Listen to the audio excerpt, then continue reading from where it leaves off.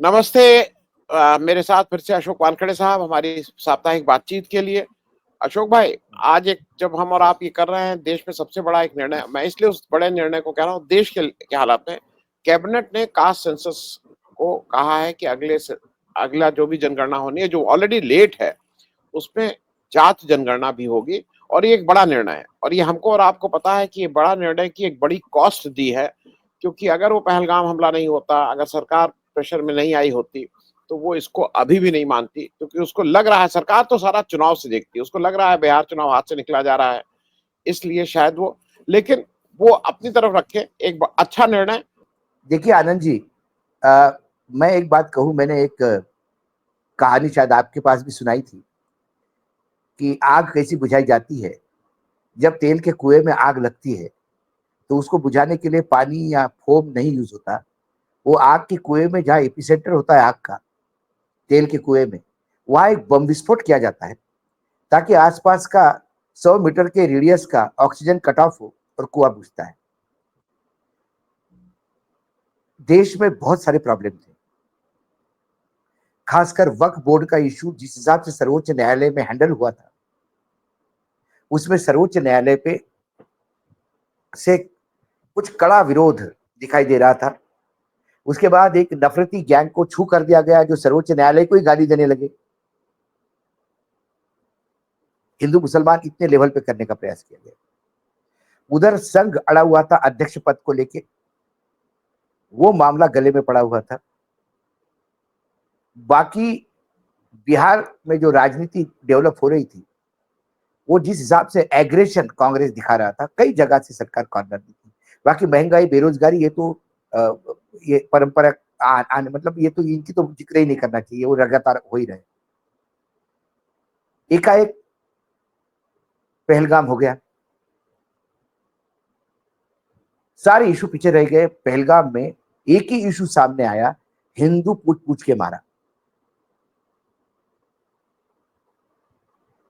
हिंदू पूछ पूछ के मारा। हिंदू पूछ पूछ के क्यों मारा? क्योंकि पाकिस्तान भारत में हिंदू और मुस्लिम के दंगे करवाना चाहते। जब भारत जलेगा तो पाकिस्तान को आनंद आएगा। पाकिस्तान के नरेशन को आगे ले जाने वाले ये so called nationalist, so called सनातनी, ये पाकिस्तान के मददगार साबित हो रहे थे। लेकिन इस देश के सेक्युलर फैब्रिक ने, इस देश के मुसलमान ने पाकिस्तान के उस बलून की सारी हवा निकाली। अब क्या हुआ, जब हिंदू मुसलमान भी नहीं चलने लगा और ये सरकार के गले पड़ गई कि पहलगाम हुआ कैसे। सरकार दयनीय स्थिति में आकर कहती है कि हमसे चूक हो गई। पहली बार सरकार ने माना कि चूक हो गई, लेकिन सरकार ने उसका ठिकरा भी जम्मू कश्मीर के एडमिनिस्ट्रेशन पे पड़ा, ये बोल के कि वहां तो लोग जाते ही नहीं थे, ये कब से जाने लगे पता नहीं। ये टूर ऑपरेटर और होटल ऑपरेटर ये करवाने लगे, बताओ। फिर चैनलों में खबरें चलने लगी कि पैसे के लालच में टूर ऑपरेटर और होटल मालिकों ने टूरिस्टों को मरवाया। ये खबरें चली। उसके बाद पता पड़ा कि भाई साहब, वहां तो साल भर टूरिस्ट चलता था, वो तो पिकनिक स्पॉट करके बोर्ड लगे थे, वहां तो हर जाने वाले आदमी से 35 रुपया पर पर्सन फीस लगती थी। जम्मू कश्मीर सरकार उससे पैसा कमा रही है, और ये सबके नॉलेज में है कि वहां पे सिर्फ बर्फबारी के दिन लोग नहीं रहते। सरकार को समझ में नहीं आया कि ये भी अब इसके बाद जवाब क्या दे। विपक्ष लगातार हमलावर हो रहा था, पाकिस्तान की तरफ से लगातार धमकियां मिल रही थी, और पाकिस्तान इतना, मतलब पाकिस्तान की इतनी औकात भी नहीं। भारत के सैन्य के सामने आधी उनकी आबादी नहीं, हमारे 4 राज्यों का उनकी औकात नहीं, लेकिन वहां का हर आदमी हम परमाणु है, हम परमाणु है करके धमकी दे रहा था। विश्व पटल पे भारत विफल हुआ, ये मानिए। हम देश के अंदर बैठे हैं, हम हमारी गलतियां हम नहीं बताएंगे तो सुधारेंगे कैसे? पूरा विश्व निर्भसना कर रहा है आतंक की, लेकिन पाकिस्तान के बारे में एक शब्द नहीं कह रहा है। डोनाल्ड ट्रंप, जो अमेरिका के राष्ट्रपति है, जिनसे बहुत ज्यादा आशा थी, उन्होंने कहा कि ये दोनों मेरे दोस्त है और ये 1500 साल से लड़ रहे हैं आपस में। डोनाल्ड ट्रंप ने भी लगता है इंटर पॉलिटिकल साइंस में डिग्री ली है। चाइना खुल के उतरा है यहाँ पे लोगों में क्रोध है, बकौल प्रधानमंत्री ने खुद कहा कि देश में क्रोध है। जो लोग पीड़ित है वो लगातार न्याय की गुहार कर रहे हैं, लेकिन क्या आप आर्मी एक्शन लेने की स्थिति में हैं? आप जब सरकार फंसती है तब एक नया लॉलीपॉप लेके आती है। जातीय जनगणना आज का कैबिनेट का निर्णय, ये कैबिनेट की मजबूरी थी, ये सरकार की मजबूरी थी, ये सरकार की अभिलाषा नहीं।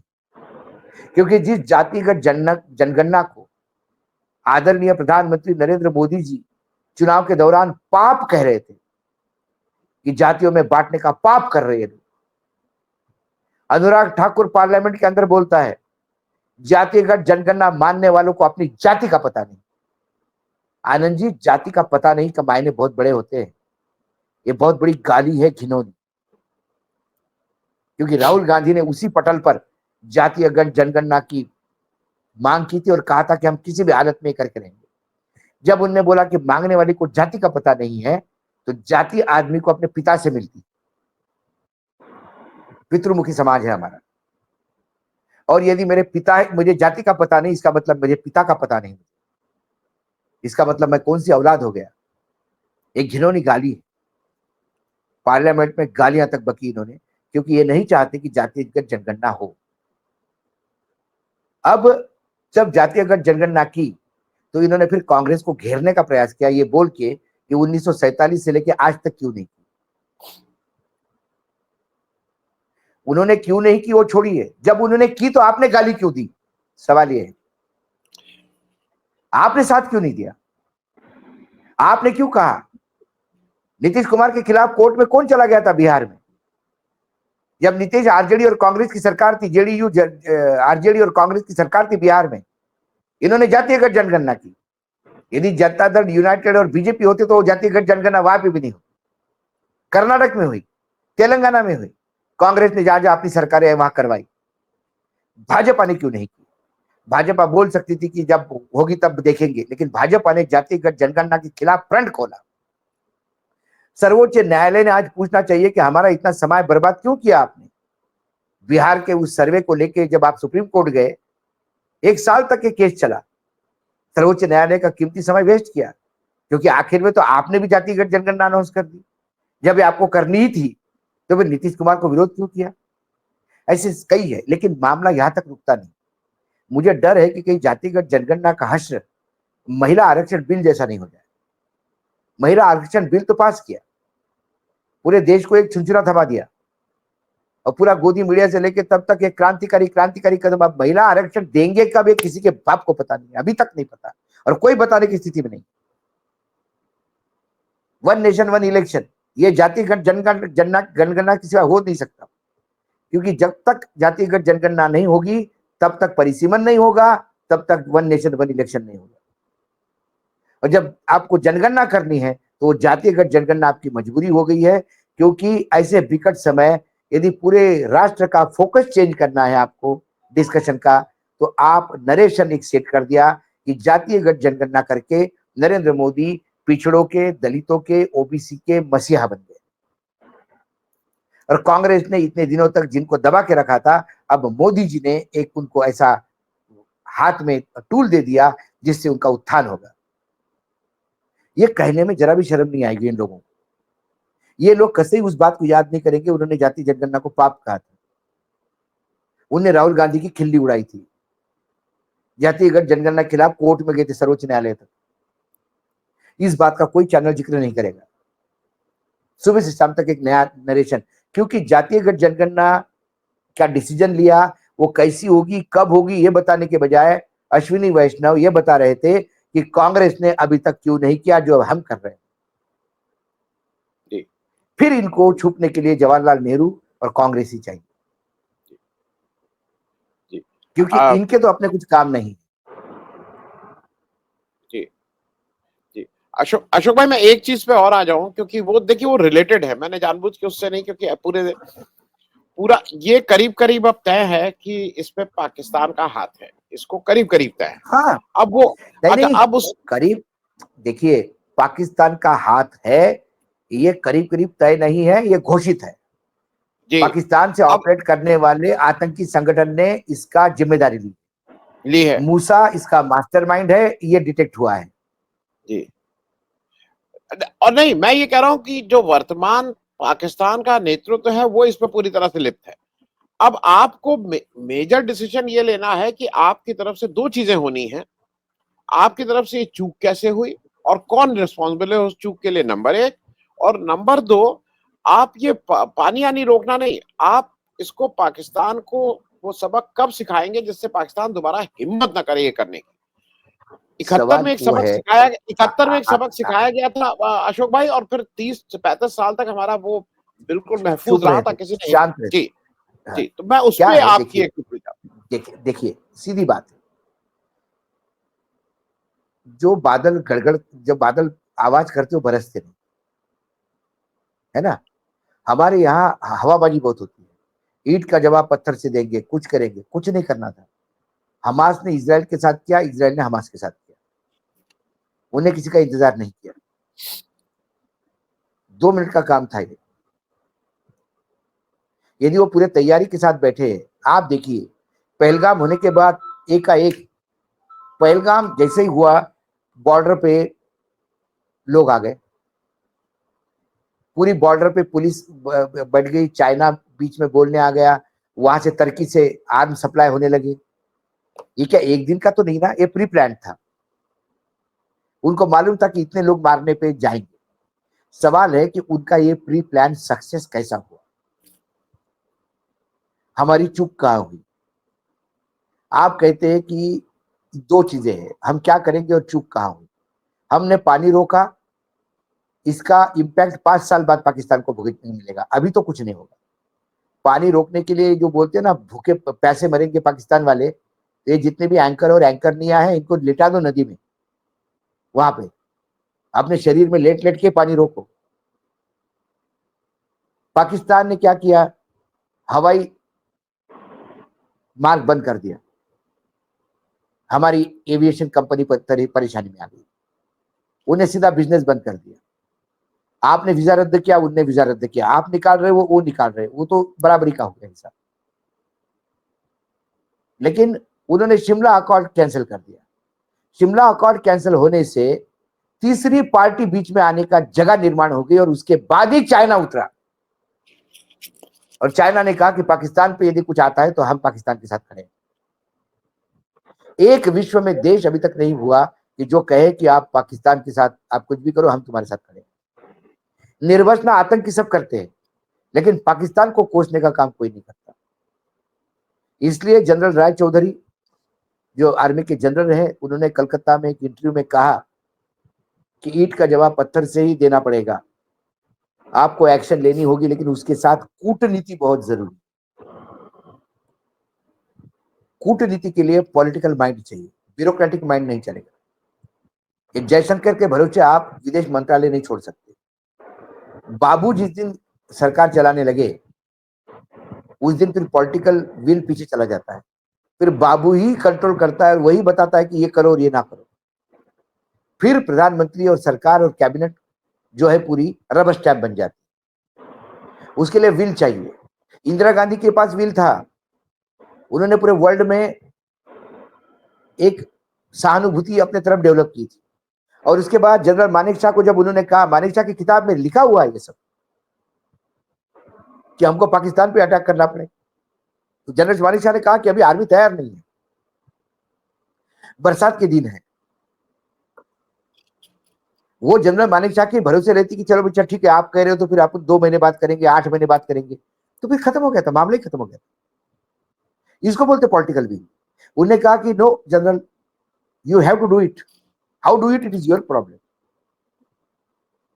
We need to do it, there is no way out.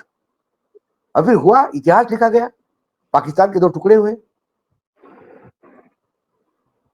जी। जी। हमारी मैं डिप्लोमेसी में हम कमी पड़ मैं रहे हैं, अशोक भाई, मैं क्योंकि जब सुषमा स्वराज जैसी विदेश मंत्री थी, तभी पीएमओ ही चलाता था विदेश मंत्रालय। डोवाल साहब को लगता है वो जी। सभी सब कुछ वही जानते हैं। फिर ये जयशंकर को लेके आए, ये बाबू है,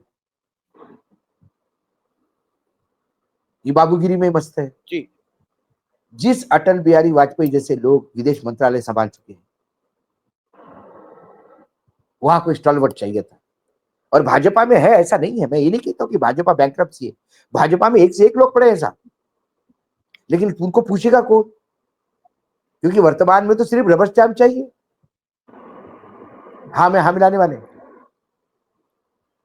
नहीं अशोक भाई, मुझे एक चीज और लगती है, मैं अपनी बात कह लूं। देखिए, दो चीजें आपको करनी होंगी। आप खुद मान रहे हैं, जब आप एनएसए बोर्ड को रिवाइव कर रहे हैं, उसको पुनर्गठित कर रहे हैं, तो आप मान रहे हैं कहीं ना कहीं गलती हुई है। तो मेरे हिसाब से एक दो लोगों का आपको इस्तीफा ले, क्यों, जिन्होंने गलती की है वो आप डिसाइड करेंगे किससे गलती हुई है, किससे चूक हुई है, वो इस्तीफे होने चाहिए इस देश में, नंबर एक। नहीं, नंबर दो, मुझे ये ऐसा लगता है कि सरकार का ये कहना कि हमने आर्मी को फ्री हैंड दे दिया है, वो जब चाहे तब एक्शन ले। आर्मी तभी एक्शन लेगी जब आर्मी पे पाकिस्तान हमला करेगा, तो वो छुटमुट फायरिंग करती है, वो फायरिंग का रिटेलिएट जवाब देता है। उन्होंने 700 राउंड फायर किया, हमने 1300 राउंड में जवाब दिया। लेकिन सर्जिकल स्ट्राइक, एयर स्ट्राइक जैसे मामले, ये पॉलिटिकल विल से ही होता है। अशोक भाई, ये भी दर्शकों को, हम लोगों को बताने की जरूरत है कि लोकतांत्रिक सरकार में आर्मी डिसीजंस नहीं लेती है। वो इस देश का नेतृत्व, इस देश की सरकार डिसीजन लेती है, आर्मी फॉलो करती है। नहीं तो आर्मी, आप ये क्या काम करा रहे हैं भाई? आप आर्मी जो देश का नेतृत्व कहता है उसको फॉलो करती है। रुक जाओ तो रुक जाओ, भाई मुझे तो बताइए, आर्मी कब इंतजार करती है? आर्मी कब इंतजार करती है? जब हमारे यहाँ क्रॉस बॉर्डर फायरिंग होता है। क्रॉस बॉर्डर फायरिंग तो हमारे साल में 365 दिनों में से 200 दिन होता है। तो आर्मी थोड़ी दिल्ली पूछती है डिफेंस मिनिस्टर को, साहब उधर से बहुत फायरिंग हो रही है, हम क्या करूं? उधर से फायरिंग हो गई, इधर जवाब देते हैं धनाधन धनाधन। लेकिन to scale a full fledge attack, then you need to have a political will. इन्होंने अपनी रिस्पॉन्सिबिलिटी, जो हमला हुआ वो जम्मू कश्मीर सरकार पे, टूरिज्म डिपार्टमेंट पे फोड़ दी ठिकरा। यहाँ पे उन्होंने उठा के ठिकरा फोड़ दिया कि भाई अब आर्मी एक्शन लेगी, आर्मी को हमने फुल हैंड दे दिया, आर्मी जो चाहे करे। उससे भी आपने अपनी गर्दन निकाल ली। लोगों के क्रोध का जवाब नहीं दे पा रहे, तो अब नया शगुफा लाए कि भाई अब जातिगत जनगणना होगी। बोल अब हो गया, पहलगाम वगैरह हो गया 1 सप्ताह तक बजाया आपने, बस अब दूसरा कोई ढूंढो। अब इसी पर डिस्कस करो। अशोक भाई, इसको मैं इसलिए और थोड़ा स्केल अप इस पे बात कर लें, क्योंकि लोगों को समझना, समझना और समझाना जरूरी है। इंदिरा गांधी की, हम लोगों की हालत बहुत, एज अ देश हम उस समय बहुत गरीब देश थे, लेकिन इंदिरा गांधी ने क्या किया? कई पूरे विश्व में घूमी, 15-16 देशों के राष्ट्राध्यक्ष से मिली, कहीं हमारे यहाँ दिक्कत हो रही है, न्यूट्रलाइज किया। आप क्यों बैठे हुए हैं? आप यहाँ रोज सुबह से शाम तक आप मीटिंग कर रहे हैं, और बाहर मीडिया वाले बता रहे हैं बस तैयारी हो रही है कि यहीं से आप गोला दागेंगे और क्या चलेगा। अरे निकलिए, जाइए विश्व में घूमिए, क्योंकि एक अमेरिका के अगेंस्ट एंगर है। कहिए कि ऐसे ऐसे ये हो रहा है, इन लोगों के झगड़े में हमारे यहाँ इस तरह से कराया जा रहा है और हमारे पास कोई ऑप्शन नहीं है। और बोलिए मत कि हम ये देने को तैयार नहीं साहब। अमेरिका के पीछे हमने पूरा देश बेच दिया, वो साथ देने को तैयार नहीं है। जिससे हमने राइफल खरीदे, इतने फ्रांस से इतना बड़ा बिजनेस दिया 60,000 करोड़ का, वो बताने को तो वो खुल के पाकिस्तान के खिलाफ आने को तैयार नहीं है। और चाइना को उसने मना लिया, चाइना खुल के पाकिस्तान के साथ आ गया। टर्की ने सप्लाई करना शुरू कर दिया सामान। जी, मुझे निर्वचना नहीं चाहिए, मुझे पाकिस्तान को अलग थलग करने वाला मूवमेंट चाहिए, वो चाहिए। और मुझे कब तक ये भी चाहिए झेलेंगे? अशोक, नहीं, और घर में घुस के मारे आप मत बोलिए, आवाज वहां से आ रही आनी चाहिए। नहीं अशोक भाई, आवाज पाकिस्तान से आनी चाहिए कि इतना मत मारो, इतना मत मारो, इतना मत मारो। आप मत कहिए कि मैंने बहुत मारा, मैंने बहुत मारा, मैंने बहुत मारा। वो तो वहां से आवाज आनी चाहिए। यही हमारे यहाँ तो यहाँ तक बात आ जाती है कि जब एयर स्ट्राइक हुई तो जाने के पहले पायलट मिलने आए, जैसे महाभारत में आते हैं पांडव जाने के पहले भीष्म पितामह से मिलते हैं, वैसे पायलटों ने पूछा होगा। तो उन्होंने कहा कि साहब थोड़ा सा लेट हो जाएगा क्योंकि बादल है। तो मैंने कहा बादलों के पीछे से जाओगे तो रडार पे नहीं आओगे, और मेरी बात सुनी पायलटों ने। जब ये क्रेडिट हमारे प्रधानमंत्री लेते हैं रिकॉर्ड पे, तो हास्यास्पद होता है। हमारे पायलटों को पता ही नहीं था कि टारगेट क्या है। अलग अलग बेस से, कोई ग्वालियर से उड़ा था, कोई हिंडन से उड़ा था। ऊपर जाने के बाद पता पड़ा उनको कि टारगेट क्या है। इतने सीक्रेसी के साथ एक काम हुआ था। तो कुल मिलाकर मैं हमेशा कहता हूं कि किसी पद की गरिमा तब तक मेंटेन रहती है कि उस पद पे बैठने वाला आदमी उस पद के अनुसार व्यवहार करे, नहीं तो नहीं और पद कितना भी बड़ा हो, यदि वहां बैठने वाला आदमी ऐसी ऊंची हरकत करेगा तो फिर मजा नहीं आता उस पद की गरिमा को मेंटेन करने में। नहीं, और अशोक भाई मैं एक चीज और मैं वो कर रहा हूँ, पूरा ऑपोजिशन, मतलब पूरा ऑपोजिशन इस समय तैयार कर रहा है, जो आप निर्णय लीजिए, आप निर्णय लीजिए, पूरे ऑपोजिशन से कहिए कि हम ये निर्णय ले रहे हैं, और पूरा देश तैयार है, हम और आप मैंने तैयार क्या हैं, हम कहा, सब पुराना 11 साल में अपोजिशन आपने ने क्या क्या किया हम अब भूल जाएंगे। मैंने जी क्या कहा, अपोजिशन ने वो रोल निभाया जो अटल बिहारी वाजपेयी ने अपोजिशन में होते हुए निभाया। जब निक्सन से लड़की इंदिरा गांधी आई भारत, तो सबसे पहले उन्होंने leader of opposition Atal ji को घर बुलाया और उनको बता कि अमेरिका से मेरा झगड़ा हो चुका है, मैं व्हाइट हाउस में बाइकआउट करके आई। अटल जी ने कहा देश आपके साथ है, क्योंकि तब विपक्ष भी उस बलन का था, अटल जी जैसे स्टालवर्ड थे बीजेपी। और फिर इतिहास हो गया, यहाँ मुंबई पे हमला हुआ, मनमोहन सिंह मुंबई जाके बड़ी बरसात में मीडिया से बात कर रहे हैं और हमारे अभी के प्रधानमंत्री, तत्कालीन मुख्यमंत्री गुजरात, कहते हैं कि प्रधानमंत्री के भाषण निराशावादी था। नहीं नहीं, बंबई में जाके प्रेस कर रहा हूँ, प्रेस को बता रहे हैं क्या क्या गलती हुई है बंबई में जाके, हाँ, मुंबई में तो जाके। हाँ, तो अब उनको पता है, फिर भी विपक्ष ने जो इस बार मेच्योरिटी से काम लिया, उन्हें कहा कि हम बिल्कुल सवाल पूछेंगे। उन्हें कहा कि एक संयुक्त भाई सम्मेलन बुलाओ, इमीडिएट विशेष अधिवेशन बुलाओ पार्लियामेंट का, सारी दुनिया के सामने दिखा दे कि भारत का पार्लियामेंट पाकिस्तान को मुंह तोड़ जवाब देने के तले बैठा है। लेकिन उसमें भी हिम्मत नहीं हो रही। जी जी। आ, मैं एक और चीज आई है, क्योंकि बीच में वो आया और फिर एक पीछे से मुझे समझ में आया, क्या एक चीज, एक इसलिए क्योंकि एक बड़ा चीज हुआ है, 11 साल में पहली बार भागवत जी रेसकोर्स रोड बुलाए गए थे, जो उसका आवास का नाम आपको चेंज हो गया है, मतलब प्रधानमंत्री आवास पे बुलाए में गए थे वो। आपको क्या लगता है, क्योंकि अब मुझे ये लगता है, पहले मुझे लगता था कि शायद वो देश को तैयार करने के लिए गए थे, हालांकि आरएसएस का, लेकिन वो जाति जनगणना पे शायद मोदी जी उनको बनाने गए थे कि भाई कर लेने दो, कर लेने दो, नहीं तो सब कुछ गड़बड़ हो जाएगा। वो चुनाव का ही ज्यादा मामला था बनिस्बत पाकिस्तान का, ऐसा हाँ, मुझे लगता है। पाकिस्तान नहीं, पाकिस्तान का मामला था ही, वही जातिगत जनगणना वाला ही था, क्योंकि संघ को भी थोड़ा रिजर्वेशन था जातिगत जनगणना, तो वो उसका ही क्लियरिफिकेशन देने गए होंगे। अब सवाल जातिगत जनगणना का नहीं, आनंद जी, क्या है मालूम है क्या, इस सरकार को हम इतना देख चुके हैं 10 साल में, अब ये जातिगत जनगणना का हाल महिला आरक्षण बिल जैसा नहीं होना चाहिए। पास तो हुआ, लागू कब होगा पता नहीं। अब जातिगत जनगणना कर लो गया, उसका डाटा ही रिलीज नहीं करोगे तो क्या फायदा, डाटा ही रिलीज नहीं करोगे तो क्या फायदा, डाटा पब्लिक नहीं करोगे तो क्या फायदा। नोटबंदी हुई, नोटबंदी के जो परिणाम आने थे क्या आए, जीरो। जीएसटी हुई, सरलीकरण क्या हुआ, नहीं, कॉम्प्लिकेशंस बढ़े। 370 हटा, 35 ये हटा, कश्मीर में बिल्कुल स्वर्ग होना था, अब कश्मीर में जाने वाले लोग स्वर्गवासी हो रहे हैं। तो it is not the announcement, it is we have to see the impact and the result of announcement. जातिगत जनगणना के आंकड़े पब्लिक हो, और पब्लिक होने के बाद नीति निर्धारण में उन आंकड़ों के भरोसे नीतियां तय हो, जिसकी जितनी भागीदारी उतनी उसकी सत्ता में हिस्सेदारी। वो रिप्रेजेंटेशन से पार्टिसिपेशन की बात है।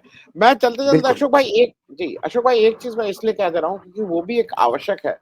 ये ये सरकार का अजीब सा है कि जब चीन से उस समय आपको याद हो कोविड ओविड की बात थी, तब ये टिकटॉक और क्या क्या बैन कर रहे थे। अभी देश में इतनी बड़ी एक विपदा है, आपको कुछ नहीं मिला है तो आपको मतलब प्रेस के कुछ लोग जो अपनी अभिव्यक्ति कर रहे हैं, हो सकता है वो अभिव्यक्ति अच्छी हो बुरी हो, लेकिन आपको ये सब करने नहीं की क्या नहीं, जरूरत है आपके पास। दो जी चीजें, उन्होंने जिस हिसाब से वशिष्ठ जी का चैनल बैन किया, बड़े स्ट्रगल के साथ वो वापस हुआ। अब 4 PM का उन्होंने चैनल बैन किया। हम 4 PM के साथ इसलिए खड़े हैं कि हमको लगता है कि अभिव्यक्ति की आजादी पे हमला है, इसके लिए साथ में खड़े पत्रकारिता के मतलब लोग हमको ही कहेंगे कि आप ही ने कार्यक्रम किया था दोनों ने मिलके। तो पत्रकारिता पे आज भी यदि बहस हो तो कारपोरेट फंडिंग से पत्रकारिता नहीं होनी चाहिए, ये मैं मानता हूं। उसके बाद भी कोई करे अपनी पत्रकारिता तो मुझे कोई लेना देना नहीं, उसकी पत्रकारिता वो कर रहा है, मैं कौन होता हूं बोलने वाला। लेकिन यदि मुझे ये कहे कि जो कारपोरेट हाउस को मैं महान कह रहा हूं उसको गलत बोल के आप देशद्रोही है, तो फिर मैं जवाब दूंगा। तो संजय शर्मा जी के उस वक्त पे ही मैंने जवाब दिया था, कोई उनकी व्यक्तिगत आलोचना नहीं की थी। उन्होंने कहा था कि वो अशोक वानखेड़े की कुंडली खोलेंगे, सब अपनी जगह पे है, सब भूल गए उसमें। लेकिन उसके बावजूद भी संजय शर्मा ये यूट्यूबर का एक हिस्सा है और उनको बिना नोटिस दिए बैन करना एक नेचुरल जस्टिस होता है। आप आगे वाले को बोलने का चांस भी नहीं दोगे, आप नोटिस देते उसको कि आपकी इस वीडियो से देश संकट में आ रहा है, आप अरेस्ट कर लेते। यदि मेरे किसी वीडियो से देश की सुरक्षा सीमाएं असुरक्षित हो जाती है तो मुझे जेल में डाले सरकार, बिल्कुल बाकायदा डाले। यह घिनौना काम यदि मैंने किया तो मुझे जेल जाना चाहिए। लेकिन मैंने सरकार को सवाल पूछा और इस चक्कर में सरकार ने मुझे जेल कर दी, मतलब जेल कर दी, ये गलत बात है। फिर ये अघोषित आपातकाल। दूसरी बात, कुछ लोगों का कहना है कि उनके थंबनेल जो थे वो बहुत ही वाहियात होते थे जिस वजह से सरकार इरिटेट हो गई।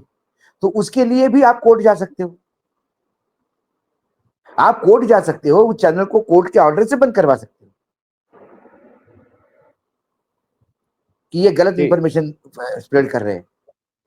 लेकिन आप YouTube को बोल के एकदम बंद करोगे बिना नोटिस दिए, बिना सुबह उठ के आदमी देखता है कि चैनल बंद हो गया जी, ये तो बिल्कुल गलत बात है। हमारे देश में तो कसाब को सारे दुनिया ने देखा भारत पे हमला करते हुए, मुंबई में हमला करते हुए।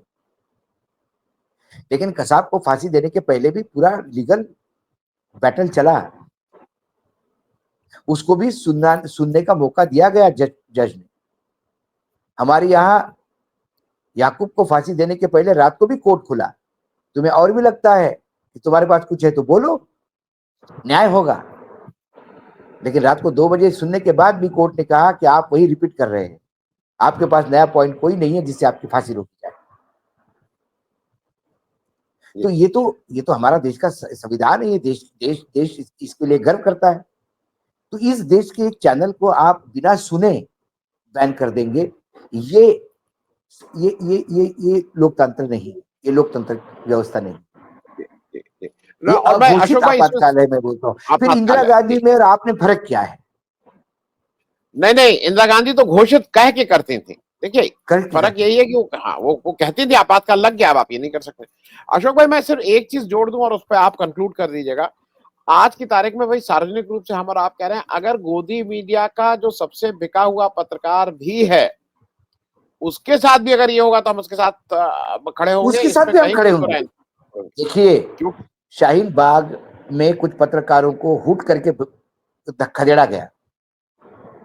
जब मैं शाहीन बाग गया तो वहां काफी लोगों ने मुझे पूछा, तो मैंने उनको कहा कि आप गलत कर रहे हैं, आपको कोई अधिकार नहीं, वो पत्रकार आपके विचारों से सहमत नहीं इसका मतलब कि आप उसको मारोगे, ये तो बर्बरता हुई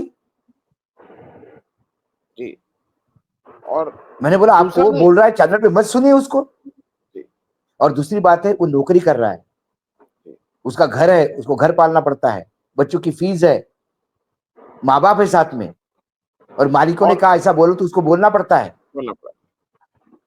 ये मजबूरी हो सकती है उसकी। तो आप पत्रकारों को मत मारिए ना, और आप कोर्ट जाइए। जी।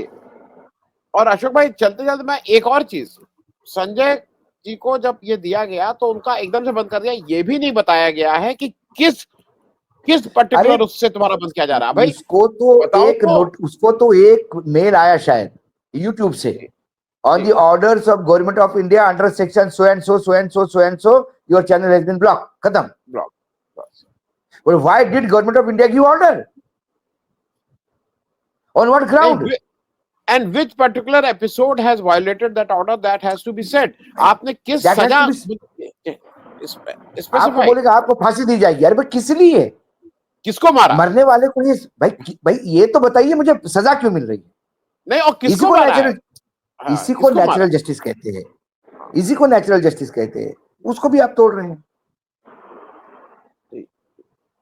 चलिए अशोक भाई, और एक्चुअली मुझे लगता है कि जो भारत में ये जो ड्यू प्रोसेस ही नहीं होता है। आप सब कुछ करिए, आप बुलडोजर चलाइए, 4 बार बुलडोजर चलाइए, आप फांसी पे 4 बार लटकाइए, नया कानून ले आइए कि एक बार लटकाएंगे फिर 2 बार, लेकिन ड्यू प्रोसेस के साथ लटकाइए, उसको पूरा प्रोसेस को फॉलो करिए। और नया कानून ले आइए कि एक बार हम फांसी एक बार नहीं देंगे, 4 बार दिया करेंगे, एक बार देंगे, फिर देंगे, फिर देंगे, फिर देंगे, ठीक है, लेकिन ड्यू प्रोसेस के साथ करिए। आज चर्चा में इतना ही अशोक भाई, थैंक यू सो मच, बहुत बहुत धन्यवाद बातचीत करने के लिए, थैंक यू। नमस्कार, नमस्कार।